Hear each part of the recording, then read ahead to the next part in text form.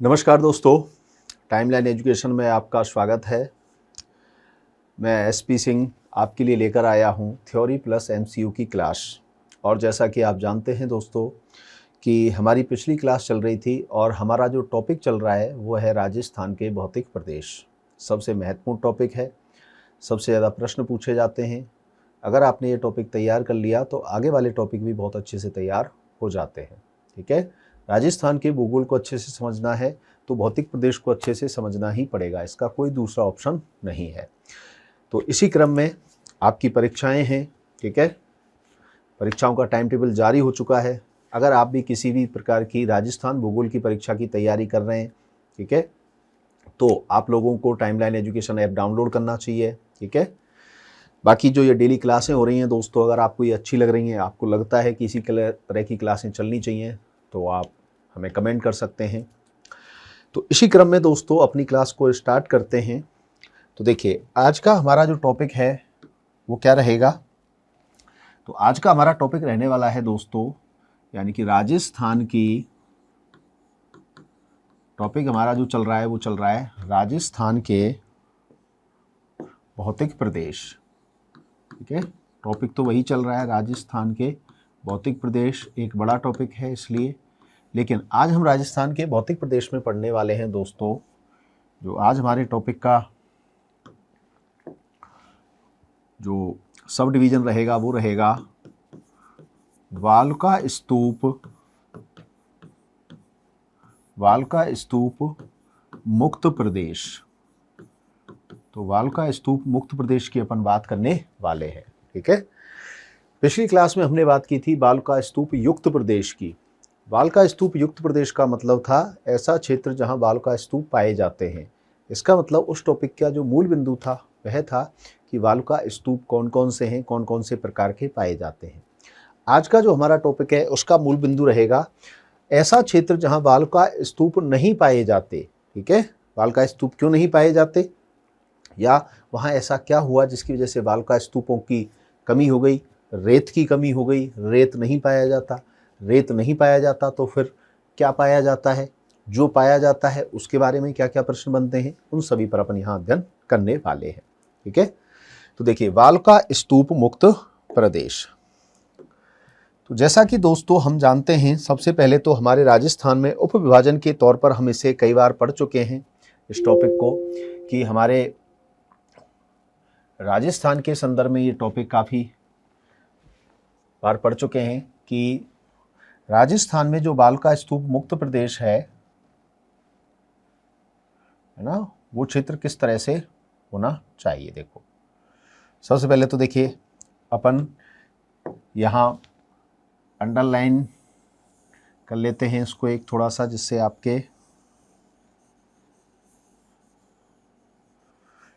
आपको मानचित्र क्लियर दिखाई दे। यह है आपके सामने राजस्थान का मानचित्र। क्या है राजस्थान का मानचित्र। और जैसा कि राजस्थान के मानचित्र में दोस्तों हम पहले बात कर चुके थे इस क्षेत्र की, कि राजस्थान के मानचित्र में यहाँ से यहाँ आगे चलते हैं तो ये अरावली पर्वत प्रदेश है। लेकिन इसकी ओर चलें तो इस पूरे प्रदेश को हमने पुनः दो भागों में बांटा था। कितने भागों में बांटा था, दो भागों में बांटा था। तो देखिए सबसे पहला जो क्षेत्र है, तो इस क्षेत्र को हमने लगभग क्या कहा था, इस क्षेत्र को हमने कहा था शुष्क प्रदेश और इस क्षेत्र को कहा था अर्ध शुष्क प्रदेश। तो हम जो मोटे तौर पर आज बात करने वाले हैं दोस्तों, वो कौन से क्षेत्र की बात कर रहे हैं, शुष्क प्रदेश में पाए जाने वाले वाल्का स्तूप मुक्त प्रदेश की। तो यह है आपका वाल्का स्तूप मुक्त प्रदेश। तो देखिए इस पूरे क्षेत्र में कंडीशन कैसी रहने वाली। ये पूरा क्षेत्र है वाल्का स्तूप, ये पूरा जो क्षेत्र है दोस्तों वो है शुष्क प्रदेश। अब इस शुष्क प्रदेश में स्थिति क्या है, तो देखिए इस पूरे क्षेत्र को तो कहा जाता है शुष्क मरुस्थल। क्या कहते हैं इसको, इसको कहा जाता है शुष्क मरुस्थल। पूरे प्रदेश को, जो येलो कलर से आपको दिखाई दे रहा है, ये पूरा प्रदेश कहलाता है शुष्क प्रदेश। लेकिन इस शुष्क प्रदेश में देखिए एक क्षेत्र पाया जाता है, यहाँ अगर हम बात करें तो यहाँ जो क्षेत्र है उसको कहा जाता है पोकरण। क्या कहते हैं उसको, पोकरण। तो जैसलमेर का जो पोकरण क्षेत्र है, ये पोकरण, ठीक है, पोकरण से आगे की ओर चलें तो यहाँ स्थित है दोस्तों जोधपुर का फलौदी, तो फलौदी क्षेत्र, ठीक है, फलौदी जोधपुर। और यहाँ नीचे की ओर चलें, देखिए बालोतरा, बालोतरा क्षेत्र। तो जैसलमेर के पोखरण, जोधपुर के फलौदी और बालोतरा अब तो जिला बन चुका है। तो इस पूरे प्रदेश में, इस पूरे क्षेत्र में देखिए यहाँ से यहाँ तक एक इस तरह का एक क्षेत्र पाया जाता है दोस्तों, इस तरह का। ये जो क्षेत्र दिखाई दे रहा है आपको, ये पूरा क्षेत्र क्या कहलाता है? यही पूरा जो क्षेत्र है ये कहलाता है आपका कौन सा प्रदेश? बाल का स्तूप मुक्त प्रदेश। क्या कहलाता है? बाल का स्तूप मुक्त प्रदेश कहलाता है। ठीक है, बात समझ में आई दोस्तों? तो ये जो क्षेत्र है वो क्या कहला रहा है आपका? बाल का स्तूप मुक्त प्रदेश। तो हम क्या कह सकते हैं कि शुष्क मरुस्थल का वह हिस्सा जो कि पोखरण जैसलमेर से फलौदी जोधपुर और बालोतरा बाड़मेर वाले हिस्से के बीच में स्थित है। ये जो पूरा प्रदेश है दोस्तों, इस पूरे प्रदेश को ही कहा जाता है बाल का स्तूप मुक्त प्रदेश। यानी कि ये वास्तविकता में किसका हिस्सा है? ये शुष्क मरुस्थल का ही हिस्सा है। लेकिन ये शुष्क मरुस्थल का ऐसा हिस्सा है जहां चट्टानों का अपरदन नहीं हुआ है। सामान्यतः अगर हम देखें इस पूरे क्षेत्र के बारे में स्थिति, तो हम मानते हैं कि यहाँ जो चट्टानें रही होंगी, यानी कि इस क्षेत्र में जो चट्टानें पाई जाती होंगी, उन चट्टानों के अपरदन की वजह से क्या बना? इन चट्टानों के अपरदन की वजह से क्या स्थिति हुई? यहाँ रेत बनता है और इस रेत से ही क्या बनते हैं? रेत के टीले बनते हैं। दो कंडीशन बनती है। लेकिन ये जो क्षेत्र है, इस क्षेत्र में ऐसा नहीं हुआ है। इस क्षेत्र में अपोजिट घटना हुई है। तो शुष्क मरुस्थलीय प्रदेश में जो चट्टानें पाई जाती हैं उनका अपरदन नहीं हुआ है, और उनका अपरदन नहीं हुआ है इसलिए यहाँ क्या है? यहाँ रेत नहीं पाया जाता, या फिर यहाँ रेत का अभाव पाया जाता है। जब यहाँ रेत नहीं पाया जाता दोस्तों, तो यहाँ रेत के टीले भी नहीं पाए जाएंगे, यहाँ बाल का स्तूप भी नहीं पाया जाएगा। ठीक है, तो दो प्रकार का मरुस्थल हो गया।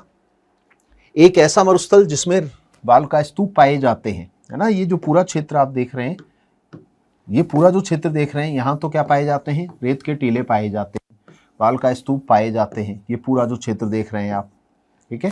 लेकिन ये जो पूरा क्षेत्र है, इसके बीच वाला क्षेत्र, यहाँ बाल का स्तूप नहीं पाए जा रहे। इसका मतलब यहाँ इस पूरे क्षेत्र में रेत पाया जाता है, रेत के टीले पाए जाते हैं, लेकिन पोखरण और बालोतरा वाला जो क्षेत्र है, इस पूरे क्षेत्र में रेत नहीं पाया जाता। तो रेत नहीं पाया जाता, रेत का अभाव पाया जाता है, तो फिर क्या पाया जाता है? यहाँ आज भी क्या पाई जाती हैं? चट्टानें पाई जाती हैं। तो हम क्या कहेंगे? तो हम कहेंगे दोस्तों कि शुष्क मरुस्थल का ऐसा प्रदेश जहाँ चट्टानों का अपरदन नहीं हुआ है और यहाँ आज भी परतदार चट्टानें पाई जाती हैं। तो चट्टानें कैसी पाई जाती हैं दोस्तों? इस हिस्से में जो चट्टानें पाई जाती हैं, वो चट्टानें कौन सी होती हैं? वो चट्टानें होती हैं आपकी कौन सी? परतदार चट्टानें। कौन सी चट्टानें? परतदार चट्टानें होती हैं। तो शुष्क प्रदेश में आज भी क्या पाई जाती हैं? परतदार चट्टानें जहां पाई जाती हैं। इसीलिए इसको नाम क्या दे दिया? चट्टानों की वजह से इस पूरे प्रदेश को नाम दे दिया हमने, कैसा मरुस्थल? चट्टानी मरुस्थल। तो ये मरुस्थल तो है, लेकिन मरुस्थल कैसा है दोस्तों? ये चट्टानी मरुस्थल है। कैसा मरुस्थल है?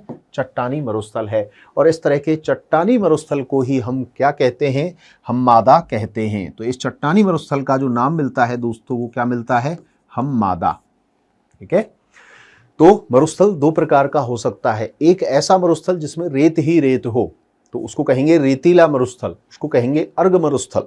लेकिन ऐसा मरुस्थल जहां रेत का अभाव पाया जाता है, तो वहां पाई जाएंगी चट्टानें, और उसको कहेंगे चट्टानी मरुस्थल। और चट्टानी मरुस्थल को क्या कहा जाता है? हममादा। अर्थात बाल का स्तूप मुक्त प्रदेश जो क्षेत्र है, वही क्या क्षेत्र है? वही हममादा क्षेत्र है। ठीक है, तो बाल का स्तूप मुक्त प्रदेश का दूसरा नाम क्या हो गया? हममादा। तीसरा नाम क्या हो गया? चट्टानी मरुस्थल। ठीक है, इस तरह से हम इसको कह सकते हैं। अर्थात इस क्षेत्र में रेत का अभाव है।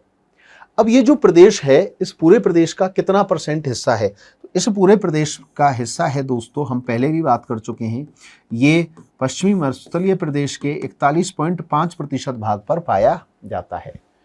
अर्थात इस शुष्क मरुस्थल के लगभग 40% भाग पर क्या है, रेत नहीं है, यानी कि यहाँ चट्टान ही चट्टान पाई जाती है। और इस पूरे क्षेत्र का विस्तार क्या हो गया, विस्तार कहाँ से कहाँ तक है, पोखरण, फलौदी, बालोतरा तक, ये पूरा क्षेत्र ध्यान रखेंगे। ठीक है, पोखरण, जैसलमेर, फलौदी, जोधपुर, बालोतरा, बाड़मेर, ऐसे भी याद रख सकते हैं। जिले और वो क्षेत्र पूरे याद रखने हैं आपको, है ना, ये पूछा जाता है। अब इसको इंग्लिश में क्या कहेंगे, देखिए इसको इंग्लिश में कहा जाता है दोस्तों ड्यून मुक्त ट्रैक्ट, है ना, क्या कहेंगे इसको, ड्यून मुक्त ट्रैक्ट भी इसको कह देते हैं इंग्लिश में। अब देखिए, अब आप लोग जानते हैं, अगर आप परतदार चट्टानों की विशेषताएं जानते हैं तो ये जो परतदार चट्टानें हैं दोस्तों, यहाँ इसको समझना है। हम कह रहे हैं कि हमारा जो वालका स्तूप मुक्त प्रदेश है, हम कह रहे हैं कि ये जो वालका स्तूप मुक्त प्रदेश है, इस वालका स्तूप मुक्त प्रदेश में क्या है, इस वालका स्तूप मुक्त प्रदेश की स्थिति क्या है कि यहाँ रेत का अभाव है। क्या का अभाव है साहब, रेत का अभाव है, रेत की कमी है। रेत का अभाव है तो रेत से ही क्या बनते हैं, इससे बनते हैं रेत के टीले, और रेत के टीलों को ही क्या कहा जाता है, वालुका स्तूप। इसका मतलब यहाँ वालुका स्तूपों का भी क्या है, अभाव है। रेत का अभाव है तो रेत के टीलों का भी अभाव है, रेत के टीले यहाँ नहीं पाए जाते। ठीक है, मान लिया, तो रेत के टीले नहीं पाए जाते तो फिर क्या पाया जाता है, तो यहाँ पाई जाती हैं चट्टानें। क्या पाई जा रही है साहब, यहाँ चट्टानें पाई जा रही हैं। लेकिन चट्टानें किस प्रकार की हैं, तो यहाँ जो चट्टानें पाई जा रही हैं दोस्तों वो हैं परतदार प्रकार की। कैसी चट्टानें हैं, वो हैं परतदार चट्टानें। अब देखिए इन परतदार चट्टानों को समझिएगा। ये परतदार चट्टानें कोई आसान चट्टानें नहीं होती हैं ना, सामान्य नहीं होती, ये बहुत ही विशेष चट्टानें होती हैं। ये जो परतदार चट्टानें होती हैं दोस्तों, इन्हीं परतदार चट्टानों का कहा जाता है, इन परतदार चट्टानों को कहा जाता है, दूसरा नाम दिया जाता है अवसादी चट्टानें। क्या कहते हैं इनको, इन्हीं को कहा जाता है अवसादी चट्टानें। अब आपको यहां समझना है कि हमारी पूरी पृथ्वी पर, हम पूरी पृथ्वी का कॉन्सेप्ट भी समझेंगे। पूरी पृथ्वी पर चट्टानें 3 प्रकार की पाई जाती हैं साहब। कौन कौन सी चट्टानें पाई जाती हैं, नंबर 1 आग्नेय चट्टानें, ठीक है, सबसे मजबूत चट्टानें आग्नेय चट्टानें। नंबर 2 अवसादी चट्टानें, और अवसादी चट्टानों का दूसरा नाम क्या हो गया, परतदार चट्टानें। और नंबर 3 इसके बाद पाई जाती हैं रूपांतरित चट्टानें या कायांतरित चट्टानें। ठीक है, तो ये जो परतदार चट्टानें हैं दोस्तों, अब इनमें क्या क्या पाया जाता है, ठीक है, इनको देखिएगा। देखिए वालका स्तूप मुक्त प्रदेश जो कि चट्टानी भाग है, परतदार चट्टानों का भाग है, इस परतदार चट्टानी वाले भाग में पाया जाता है क्या, इसमें पाए जाते हैं अवसाद, और अवसाद की वजह से यहाँ क्या पाया जाता है, यहाँ पाया जाता है दोस्तों कोयला। क्या पाया जाता है, कोयला। इस पूरे क्षेत्र में पाया जाता है दोस्तों पेट्रोलियम। क्या पाया जाता है, पेट्रोलियम पाया जाता है। ओके, इस पूरे क्षेत्र में पाई जाती है प्राकृतिक गैस। क्या पाई जाती है, प्राकृतिक गैस। तो देखिए अब आप मुझे बताइए, क्या पश्चिमी राजस्थान में कोयला, पेट्रोलियम, प्राकृतिक गैस के भंडार पाए जाते हैं? बिल्कुल पाए जाते हैं। ये कोयला, पेट्रोलियम, प्राकृतिक गैस के भंडार राजस्थान के कौन से हिस्से में पाए जाते हैं? तो ये कौन से हिस्से में पाए जाते हैं साहब, वालका स्तूप मुक्त प्रदेश में पाए जाते हैं। यानी कि ये हर जगह नहीं पाए जा रहे। वालका स्तूप मुक्त प्रदेश जो कि रेतीले मैदान का अभाव है, जहां उस क्षेत्र में इन अवसादी चट्टानों में बहुत सारे संसाधन छुपे हुए हैं, कोयला, पेट्रोलियम, प्राकृतिक गैस।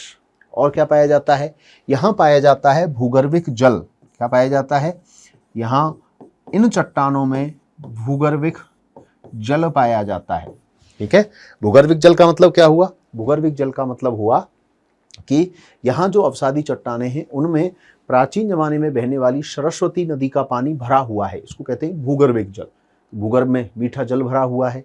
और क्या पाया जाता है, यहाँ पाए जाते हैं दोस्तों भूगर्भिक जल के बाद यहाँ पाए जाते हैं लकड़ी के अवशेष। क्या पाए जाते हैं, लकड़ी के जीवाश्म। लकड़ी के जीवाश्म।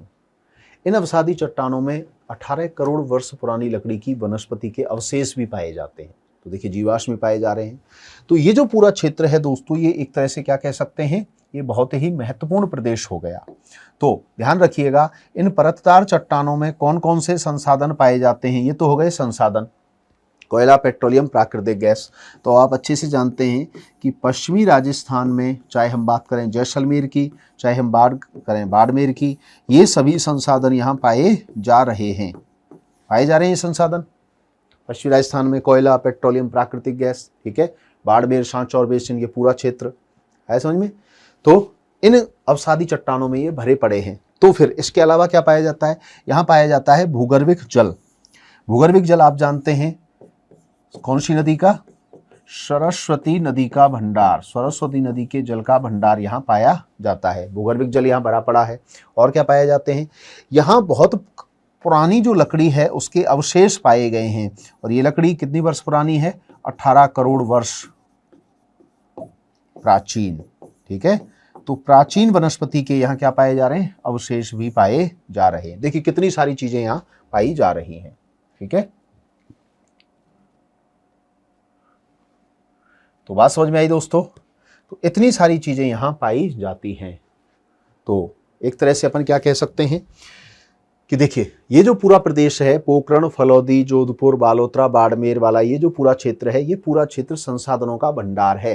ये पूरा जो क्षेत्र है, परतदार चट्टानें हैं, इन परतदार चट्टानों में ही क्या भरा पड़ा है, इतना सारा मामला भरा पड़ा है। अब इसमें और क्या क्या स्थिति है, अब ये क्षेत्र बहुत सारी चीज़ों के लिए प्रसिद्ध है। काय के लिए प्रसिद्ध है, देखिए, और काय के लिए प्रसिद्ध है। इस पूरे क्षेत्र में देखिए हम मूल रूप से जो चीज़ों की बात करेंगे, इस पूरे क्षेत्र में क्या पाया जाता है, इस पूरे क्षेत्र में पाई जाती है दोस्तों, नंबर 1 सबसे पहले हम बात करने वाले हैं लाठी सीरीज की। काय की बात करने वाले हैं, लाठी सीरीज की। लाठी सीरीज इस पूरे क्षेत्र में क्या पाई जाती है दोस्तों, लाठी सीरीज पाई जाती है। अब ये लाठी सीरीज क्या है, इस जैसलमेर जिले में मोहनगढ़ से पोखरण तक का एक बहुत बड़ा क्षेत्र पाया जाता है, जिसमें अवसादी चट्टानों में जल भरा हुआ है। ये लगभग 80 किलोमीटर लंबाई और 60 किलोमीटर की चौड़ाई में फैला हुआ क्षेत्र है, ठीक है। कुछ लोग ऐसा बताते हैं कि ये भूमिगत जल का जो क्षेत्र है, ये वास्तविकता में जुड़ा हुआ है सरस्वती नदी से।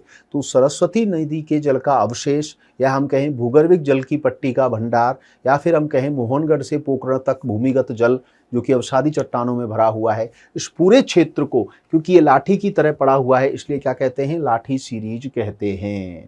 क्या कहते हैं, लाठी सीरीज कहते हैं। अब ये जो लाठी सीरीज क्षेत्र है, क्योंकि धरातल के अंदर भूगर्भ में क्या है, मीठा जल है, तो इस वजह से इसके ऊपर वाले हिस्से में क्या पाई जाती हैं, शेवड़ घास जैसी घासें पाई जाती हैं इस पूरे क्षेत्र में, ठीक है। तो यहाँ पौष्टिक घासें पाई जाती हैं। अब आप जानते हैं कि पश्चिमी जो राजस्थान है, वहाँ में कुछ हमारे यहाँ नस्ल पाई जाती हैं गाय की, जो प्रमुख नस्लें हैं, दूध देने वाली नस्लें हैं, जैसे थारपारकर नस्ल, ठीक है। तो पश्चिमी राजस्थान में जो गाय पाई जाती हैं, उनके लिए पौष्टिक चारे का काम कौन सी घास करती है, वही शेवड़ घास करती है। क्या करती है, शेवड़ घास काम करती है, ठीक है। वहीं आप लोगों ने सुना है, बहुत अच्छे से आप जानते हैं, गौड़ावन की शरण स्थली किसे कहते हैं, शेवड़ घास के क्षेत्र को कहते हैं गौड़ावन की शरण स्थली, ठीक है। वो इसी क्षेत्र में पाया जाता है, ठीक है। और इस शेवड़ घास को स्थानीय भाषा में क्या कहा जाता है, लीलौन कहा जाता है, लीलन भी कहते हैं इसको। तो ये इतनी सारी विशेष बातें किसकी हैं, सब लाठी सीरीज की होती हैं। तो देखिए अब ये लाठी सीरीज क्षेत्र क्या है, देखिए लाठी सीरीज क्षेत्र के बारे में अपन बात करें तो ये क्या हो जाएगा, देखिए लाठी सीरीज क्षेत्र क्या है, ये जैसलमेर में स्थित है साहब। कहाँ स्थित है, ये जैसलमेर में स्थित है। तो लोकेशन क्या हो गई, जिला क्या हो गया, जैसलमेर में स्थिति हो गई, ठीक है। और क्या विशेषता है इसकी, ये जैसलमेर में कहाँ से कहाँ तक, ये स्थित है दोस्तों मोहनगढ़ से लेकर, कहाँ से, मोहनगढ़ से लेकर पोखरण तक, ठीक है। मोहनगढ़ से पोखरण तक है। और क्या स्थित है, ये क्या है, ये क्या है, ये भूगर्भिक जल का भंडार है। ये क्या है, भूगर्भिक जल भंडार है, भूगर्भ में पाए जाने वाला जल का भंडार है। तो ये भूगर्भिक जो जल भंडार है वो किससे जुड़ा हुआ है, ये भूगर्भिक जो जल भंडार है दोस्तों, ये किससे जुड़ा हुआ है, ये जुड़ा हुआ है सरस्वती नदी से। ये क्या है, एक तरह से सरस्वती नदी के जल का स्रोत है। कभी पुराने जमाने में इस क्षेत्र में सरस्वती नदी प्रवाहित होती थी, बहती थी। तो सरस्वती नदी वर्तमान में तो यहाँ से बहना बंद हो गई, लेकिन उसके अवशेष अभी भी पाए जाते हैं। और इस अभियान को खोजने के लिए एक प्रोजेक्ट चलाया गया है जिसको कहा जाता है प्रोजेक्ट सरस्वती। हम ये नहीं कह रहे हैं सामान्यतः, यानी कि ये प्रोजेक्ट सरस्वती के द्वारा वेरीफाई हो चुका है कि इस पूरे क्षेत्र में जो जल पाया जा रहा है, वो जल भंडार जो है वो क्या है, वो सरस्वती नदी का स्रोत है, जल का स्रोत है। ठीक है। और देखिए अब इस क्षेत्र में क्या पाया जाता है, इस भूगर्भिक क्षेत्र में क्या पाया जाता है, इस भूगर्भिक क्षेत्र में पाया जाता है दोस्तों, क्या पाई जाती है, यहां पाई जाती है सेवण घास। क्या पाई जाती है, सेवण घास पाई जाती है, सेवण घास पाई जाती है। अब ये जो सेवण घास है दोस्तों, ये क्या है, ये एक प्रकार की पौष्टिक घास है। कैसी घास है, पौष्टिक घास है। और ये जो पौष्टिक घास है दोस्तों, ये किसके लिए सबसे ज्यादा आवश्यक है, ये पश्चिमी राजस्थान में पाए जाने वाले पशुओं के लिए आवश्यक है। दूध देने वाले पशुओं के लिए ये बहुत आवश्यक घास होती है। तो इस पौष्टिक घास किसके लिए आवश्यक है, दूध देने वाले पशुओं के लिए।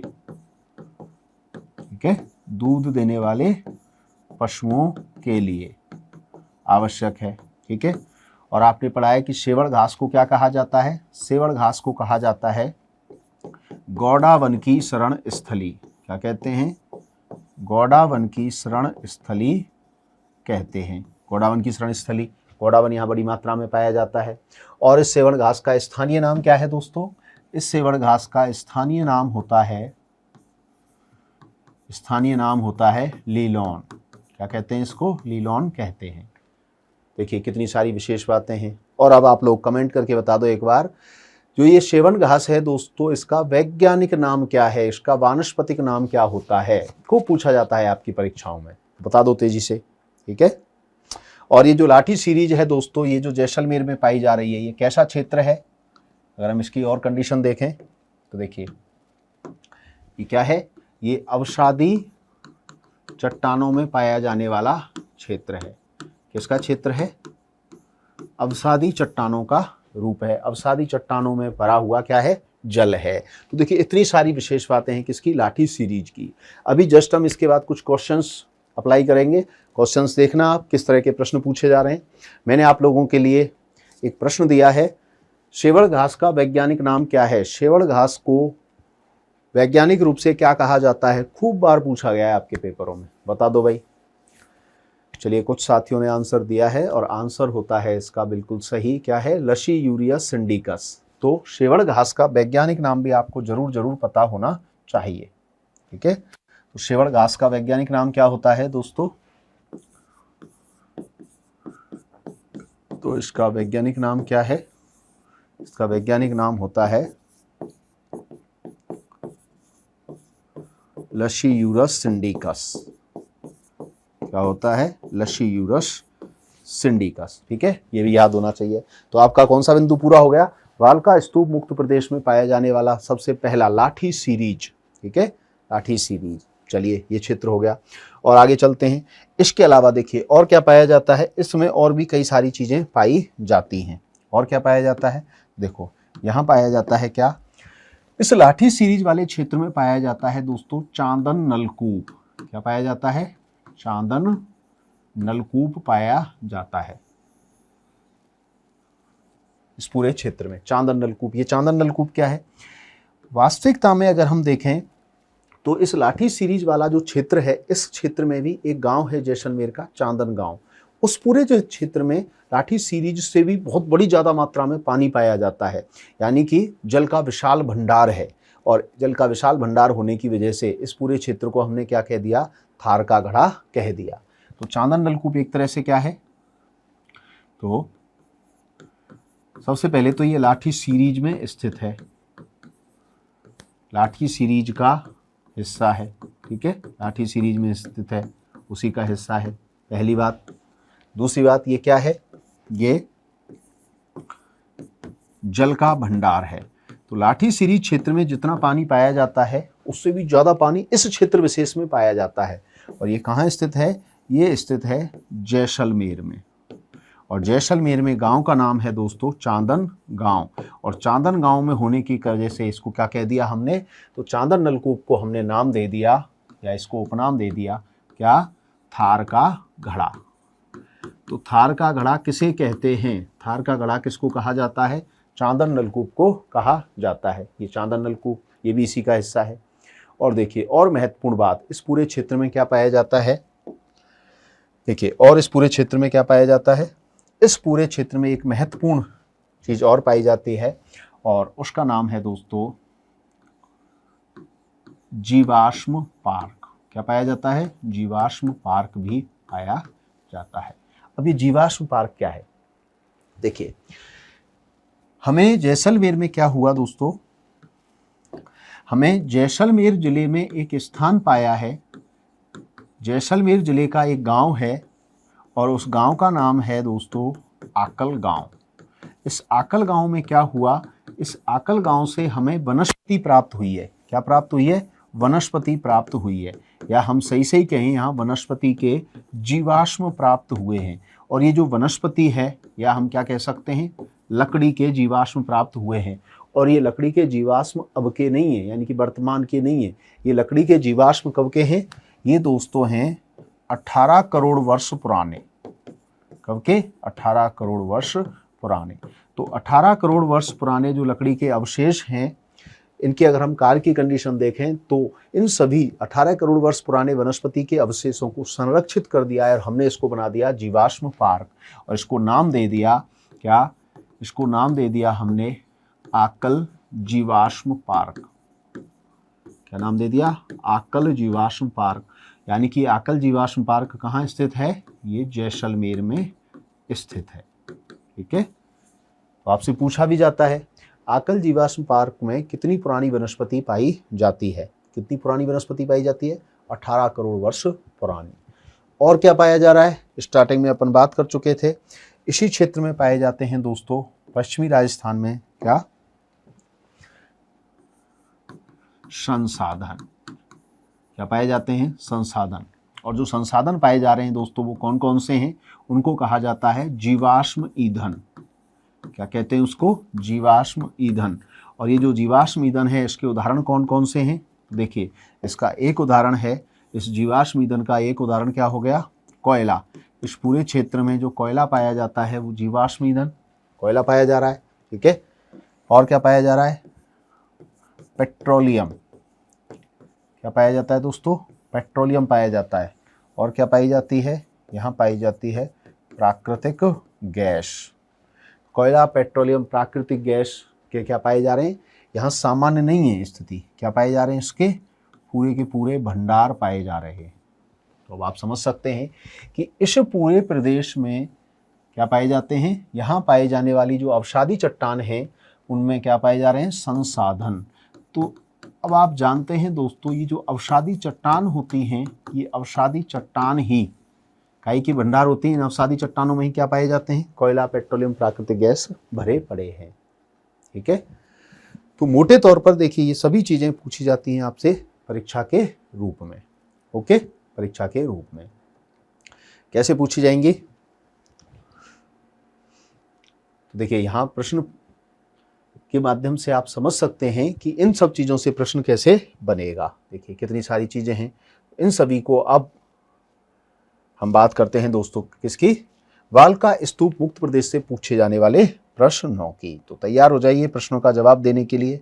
और आपकी स्क्रीन पर पहला प्रश्न आपके सामने है।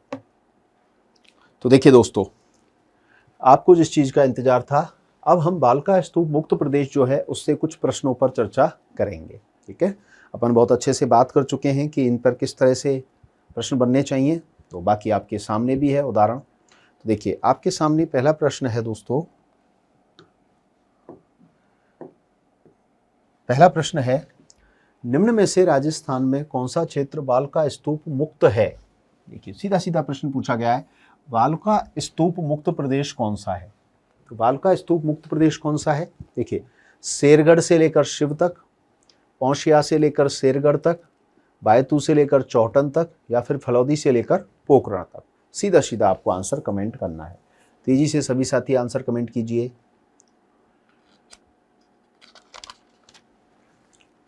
चलिए आंसर आ चुके हैं और आपका आंसर क्या हो जाएगा। देखिए अभी मैंने आपको बताया था कि फलौदी से लेकर पोकरण तक का जो क्षेत्र है वो पूरा क्षेत्र कैसा है, वालुका स्तूप मुक्त प्रदेश है। ठीक है, बिल्कुल सही है सभी साथियों का। चलिए अगले प्रश्न की तरफ। राजस्थान में ड्यून मुक्त ट्रैक्ट पाया जाता है। देखिए ड्यून मुक्त ट्रैक्ट, हल्का सा लैंग्वेज चेंज की है, हिंदी की जगह उसने इंग्लिश का इस्तेमाल कर दिया है, यानी कि वालुका स्तूप की जगह उसने काय का इस्तेमाल कर दिया, ड्यून मुक्त ट्रैक्ट। ड्यून मतलब सैंड ड्यून्स, हिंदी में बोलते हैं वालुका स्तूप। ठीक है, तो ड्यून मुक्त ट्रैक्ट पाया जाता है पाली, जालौर, बाड़मेर और जयपुर में, जोधपुर, नागौर, चूरू और सीकर में, हनुमानगढ़, गंगानगर, झुंझुनू और जयपुर में, या फिर बीकानेर, जैसलमेर, फलौदी और पोकरण। अब आप जब चारों ऑप्शनों पर यहाँ थोड़ा विचार करेंगे तो आपको समझ में आएगा कि आपको बहुत ध्यान से आंसर देना है ना। यहाँ 4-4 बिंदु दिए हुए हैं, 4-4 बिंदुओं को ना देखकर आप किन्हीं 3 बिंदुओं को देखें जो मैंने अभी आपको बताए थे। ठीक है, यहाँ थोड़ा इस प्रश्न को इसी तरह से पूछा गया था, ये आपके JEN इलेक्ट्रिकल में एक प्रश्न पूछा गया है, उसको हम लाए हैं चर्चा करने के लिए। 2022 में ये परीक्षा हुई थी। तो ड्यून मुक्त ट्रैक्ट कहाँ पाया जाता है, तो देखिए अभी हम कह रहे थे कि पोकरण, फलौदी, बाड़मेर, ठीक है ये क्षेत्र। तो देखिए इसमें सबसे बेस्ट जो आंसर है, जैसलमेर भी है, फलौदी भी है, पोकरण भी है और इसके अलावा एक्स्ट्रा लगा हुआ है बीकानेर। तो यहाँ ऑप्शन के अनुसार सबसे सही आंसर क्या होगा, यही हो जाएगा। तो ड्यून मुक्त ट्रैक्ट कहाँ पाया जाता है, इस क्षेत्र में पाया जाता है। देखिए 2 प्रश्न सीधे सीधे पूछे गए, ऐसे पूछे जाएंगे प्रश्न। चलिए अगला प्रश्न देखिए, लाठी सीरीज क्या है। लाठी सीरीज जो है वो क्या है, ठीक है, एग्जैक्ट प्रश्न पूछा गया। देखिए नंबर 1 ऑप्शन है भूमिगत जल की पट्टी है, या फिर वन का संरक्षण कार्यक्रम है, ठीक है, या फिर सेवण की घास पट्टी है, या फिर उपरोक्त सभी। बहुत बढ़िया प्रश्न है भाई, बहुत बार परीक्षा में पूछा जा चुका है। सेवण घास बहुत ज़्यादा पूछा गया है, लाठी सीरीज बहुत ज़्यादा पूछा गया है, भूगर्भिक जल पट्टी। ठीक है, बताइए तेजी से सभी साथी, जितने भी साथी जुड़े हुए हैं भाई, लाइक करो, सब्सक्राइब करो, और अगर आपको क्लास अच्छी लग रही है तो आपको शेयर करना चाहिए, है ना, आपकी नैतिक जिम्मेदारी बनती है शेयर करने की।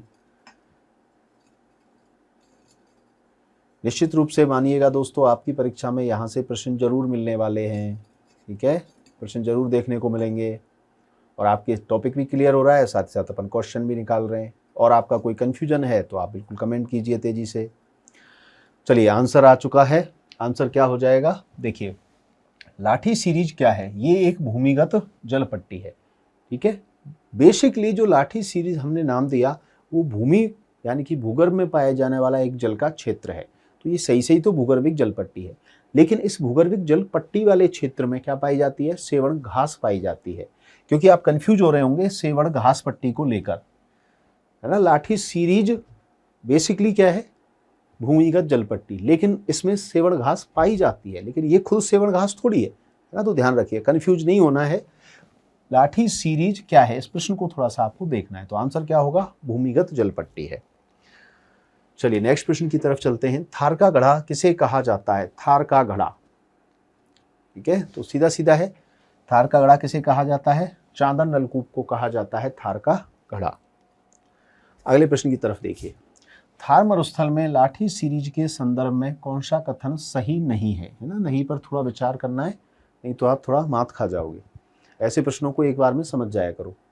देखिए वालुका स्तूपों की अधिकता, क्या यहाँ वालुका स्तूप पाए जाते हैं, अधिकता की तो बात छोड़िए, पाए ही नहीं जाते हैं। प्राकृतिक तेल के गैस भंडार, प्राकृतिक गैस और तेल के भंडार, तो देखिए पाए जाते हैं क्या, बिल्कुल विचार कीजिए। अवसादी चट्टानों से निर्मित क्षेत्र, अवसादी चट्टानों से निर्मित क्षेत्र भी है क्या, बिल्कुल। और इसके बाद क्या है, भूमिगत जल का अच्छा भंडार। अब बताइए क्या होगा आंसर, प्रश्न पर ध्यान दीजिएगा। लाठी सीरीज के संदर्भ में कौन सा कथन सत्य नहीं है, कौन सा कथन असत्य है, कौन सा कथन गलत है, 4 कथन में से नहीं। तो देखिए वालुका स्तूपों की अधिकता यहाँ नहीं पाई जाती, है ना, ये गलत है। प्राकृतिक गैस भी पाई जाती है, प्राकृतिक गैस और तेल दोनों के भंडार पाए जाते हैं। अवसादी चट्टानों से निर्मित क्षेत्र है साहब, और भूमिगत जल का अच्छा भंडार भी है। इसका मतलब है, ये पूछ रहा है क्या नहीं है, तो यहाँ आंसर क्या हो जाएगा, वाल्का स्तूपों की अधिकता यहाँ नहीं पाई जाती है। ओके, बात समझ में आई? बहुत बढ़िया प्रश्न है। देखिए थोड़ा सा घुमाया है। किस जिले में राष्ट्रीय जीवाश्म उद्यान नेशनल वुड फॉसिल्स पार्क स्थित है? देखिए राष्ट्रीय जीवाश्म उद्यान नेशनल वुड फॉसिल्स पार्क, अभी हम बात कर रहे थे, यानी क्या कहेंगे इसको, जीवाश्म उद्यान कहाँ स्थित है? बाड़मेर, जैसलमेर, चूरू, सीकर। तो आपका सीधा सीधा आंसर क्या होना चाहिए, जैसलमेर। ठीक है, देखिए यहां थोड़ा सा इसको भी समझ लीजिए। हमारे राजस्थान का सबसे बड़ा जो वन्यजीव अभ्यारण्य है उसका नाम होता है राष्ट्रीय मरु उद्यान। क्या नाम है दोस्तों, राष्ट्रीय मरु उद्यान। ये जो राष्ट्रीय मरु उद्यान है दोस्तों, ये 2 जिलों में फैला हुआ है, जैसलमेर में और बाड़मेर में। ठीक है, इसकी विशेष बात क्या है, इसमें नाम तो लिखा हुआ है राष्ट्रीय, लेकिन ये राष्ट्रीय मरु उद्यान नहीं है, यानी कि ये राष्ट्रीय नेशनल पार्क ना होकर क्या है, केवल वन्यजीव अभ्यारण्य है। अब ये जो राष्ट्रीय मरु उद्यान है दोस्तों, इस राष्ट्रीय मरु उद्यान के जैसलमेर वाले हिस्से में, कौन से हिस्से में, जैसलमेर वाले हिस्से में क्या स्थित है, ये स्थित है, जिसका नाम क्या है, जीवाश्म पार्क। तो ये जो जीवाश्म पार्क है दोस्तों, वो कौन से हिस्से में है, जैसलमेर वाले हिस्से में है केवल। ठीक है, तो एक तरह से अपन क्या कह सकते हैं, ये जो जीवाश्म पार्क है वो राष्ट्रीय मरु उद्यान का भी हिस्सा है। तो राष्ट्रीय मरु उद्यान जैसलमेर में भी है, और राष्ट्रीय मरु उद्यान का जो हिस्सा है वही क्या है, जीवाश्म पार्क होता है। आई बात समझ में? चलिए आगे की ओर चलते हैं। जैसलमेर में स्थित आकल कास्ट जीवाश्मों की आयु लगभग कितनी मानी गई है? इसका मतलब है जैसलमेर में जो हमें आकल वुड फॉसिल्स पार्क से जो लकड़ी मिली है, जो वनस्पति मिली है, जो कि जीवाश्म का हिस्सा है, वो कितनी लगभग पुरानी मानी गई है ना, उसकी एज क्या है? तो देखिए वो कितनी पुरानी है, 12 करोड़ वर्ष पुरानी बिल्कुल नहीं थी, 18 करोड़ वर्ष पुरानी।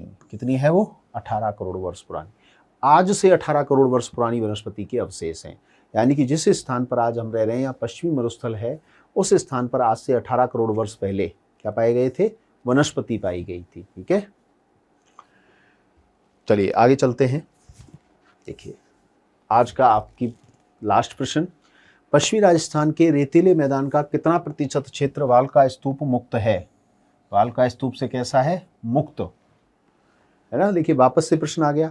ये जो प्रश्न है दोस्तों, वाल्का स्तूप मुक्त प्रदेश के लिए ये जो स्थिति है, ये एक बहुत बड़े विद्वान हैं, मैंने स्टार्टिंग में आपको बताया था, कौन से, वीसी मिश्रा।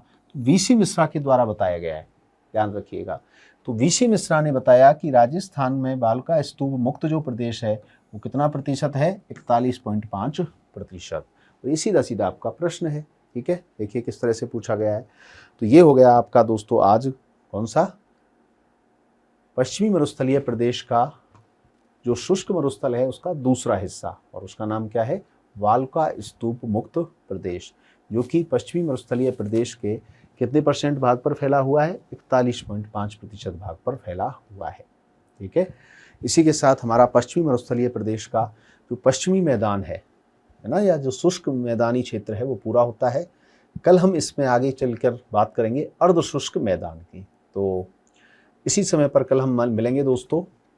और इसी तरह से अगर आप हमारे साथ पढ़ना चाहते हैं, हमारे साथ जुड़ना चाहते हैं, तो टाइमलाइन एजुकेशन ऐप डाउनलोड कर लीजिए।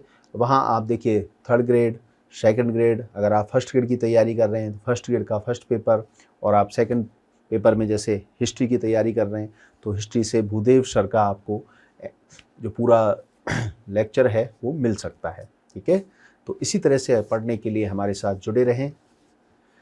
चलिए, क्लास देखने के लिए आपका बहुत बहुत धन्यवाद। अगर आपको क्लास अच्छी लगी है तो लाइक करें, शेयर करें और सब्सक्राइब ज़रूर करें। आज के लिए इतना ही दोस्तों, कल इसी समय पर मिलेंगे, तब तक के लिए नमस्कार।